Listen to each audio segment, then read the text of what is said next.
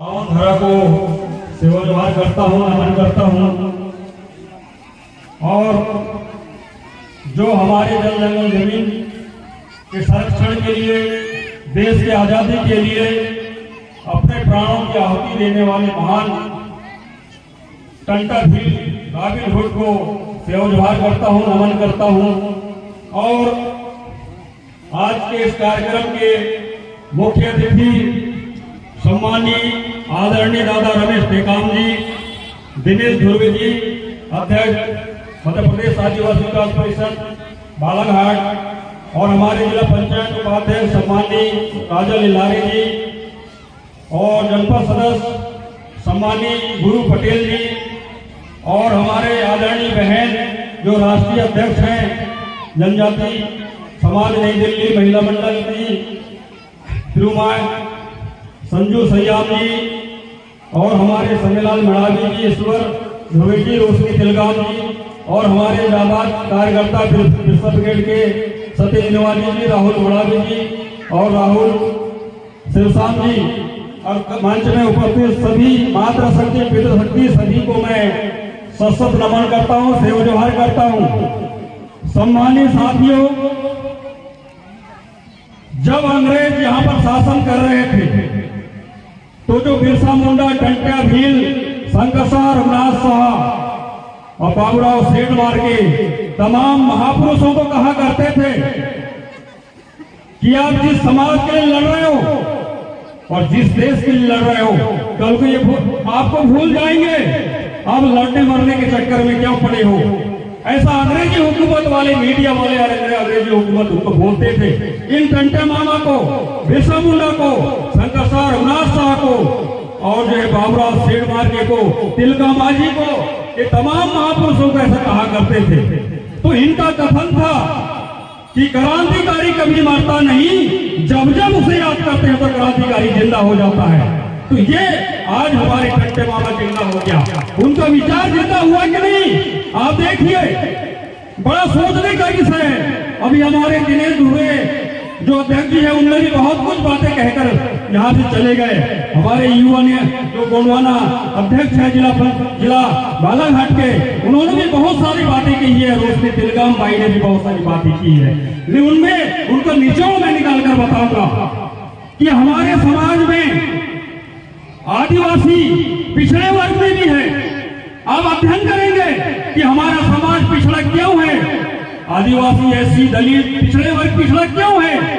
क्योंकि जो हमारे समाज में संस्कृति सभ्यता की बात करते हैं ना हम लोग, जो धोती लुगड़ा पहनते हैं, नाच गाना करते हैं, ये जितने भी हमारी जो व्यवस्था है, संस्कृति है, घूंघो करते हैं, संस्कृति है, इसमें जो है हम बौद्धिक विचारधारा को सम्मिलित नहीं करते, मानसिक विचारधारा को सम्मिलित नहीं करते, तर्क वितर्क वाली विचारधारा को सम्मिलित नहीं करते, इसलिए हमारा समाज पिछड़ा हुआ है। आपको बौद्धिक विचारधारा को इस संस्कृति सभ्यता में सम्मिलित करना पड़ेगा, तभी आपका समाज का विकास होगा, अन्यथा नहीं हो सकता। आप जो है मैं 200% आपको कह रहा हूँ। राजनीति की बात कर रहा हूँ मैं।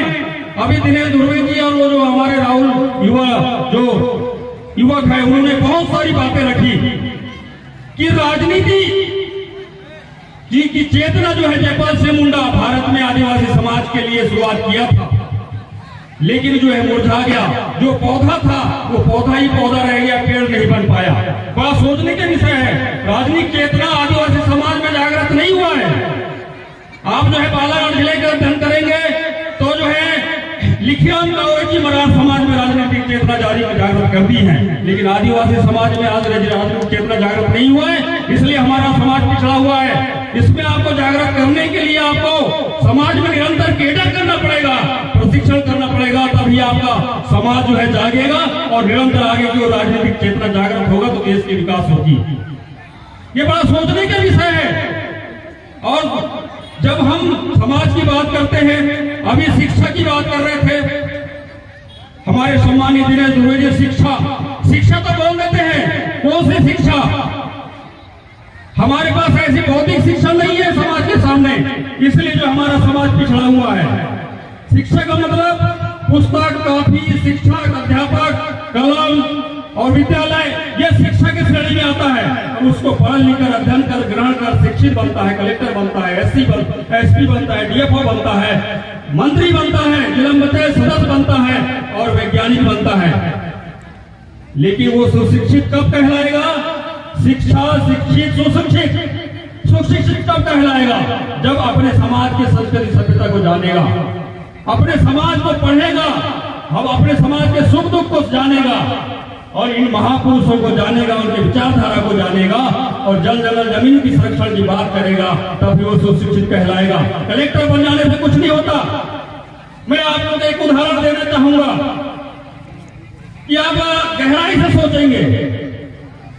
आपके पास एटीएम होगा, एटीएम कार्ड को आप मशीन में लेकर जाते हैं और पैसा निकाल भी सकते हैं और जमा भी कर सकते हैं। यह वैज्ञानिक जमाना है, जमा भी कर सकते हैं और निकाल भी सकते हैं। लेकिन भारत देश में ऐसी भाग्य और भगवान वाली व्यवस्था हमारे समाज की, इसमें हमारे देश के लोगों के दिमाग में संक्रमण की तरह थमा दिया गया है। तो मैं उनको बताना चाहता हूं कि धार्मिक आस्था केंद्र में भी मैं एटीएम घोषित कर रहा हूं। उसको धार्मिक आस्था केंद्र को भी एटीएम के रूप में मान रहा हूं। आप जो है पूरा जनता, आप हम सब जाके अपनी इच्छा से जो भी चढ़ोतरी करते हैं जमा कर सकते हैं। चढ़ोतरी मतलब जमा कर सकते हैं, लेकिन निकालने का अधिकार है कि आपको? निकालता कौन है? ये बौद्धिक ज्ञान है, इसी को हम बौद्धिक ज्ञान